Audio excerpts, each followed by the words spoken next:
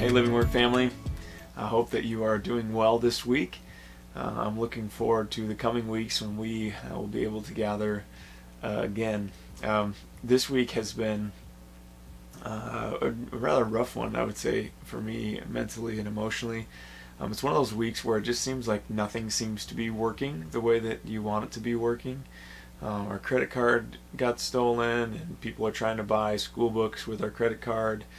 We had some car issues that came up. There's a leak out in the front of our house and one of our outside spigots, and it just seemed like one thing after another was reminding me that all is not well in the world. And of course that's amplified by all the things that we're witnessing and experiencing together, also reminding me that things are not well in the world. And sometimes when I get into that space, or when too many of those things happen at one time, I just start getting so frustrated, and I start viewing the world through the lens of, I don't think I have enough energy or strength to do what's required of me, or better yet, to kind of fix the things that are going on.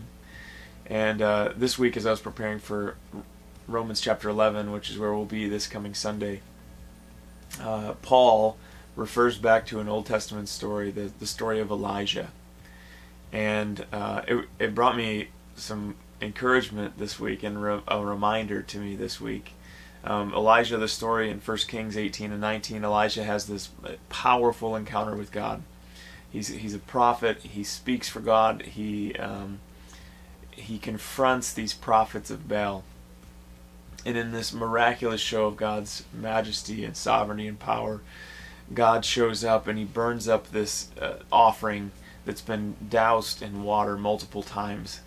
And basically Elijah is victorious, and God's victorious through Elijah and showing who's the true God. Well, immediately following this powerful move that Elijah was a part of, that he got to witness, that he got to be the hands and feet of, really, and carrying out, immediately following that, you find Elijah in 1 Kings 19 discouraged, overwhelmed, fearful, depressed. Honestly, he's wanting to just not exist anymore. And he cries out to God, and he says, God, am I the only one who cares? Am I the only one who's caring about what you care about? Am I the only one who's standing for truth? Am I the only one that is paying attention to what's going on in the world? And God is gracious with Elijah, as he's gracious with us when we get into those places, because I'm sure you can relate to Elijah's cry. I can. This is one of those weeks where it makes sense to me. But in that place, God shows up and he provides for Elijah. He gives him some rest. He gives him some nourishment.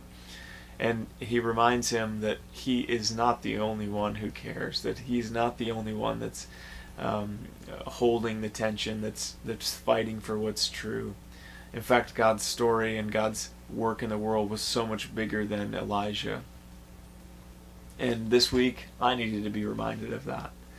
As in my own journey, in my own life, I'm trying to hold some things together and make sure things are running smoothly.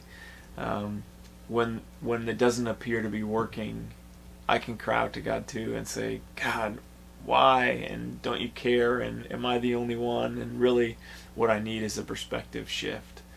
What I need to remember is that God cares deeply, not just for me, but for everybody in my story and everybody in my realm of influence and everybody in the world, because he's a loving God who's doing a work.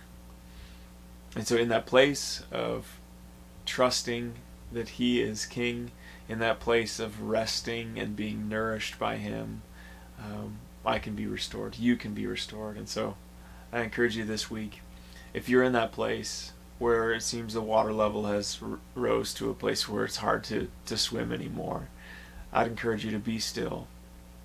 Know that he's God.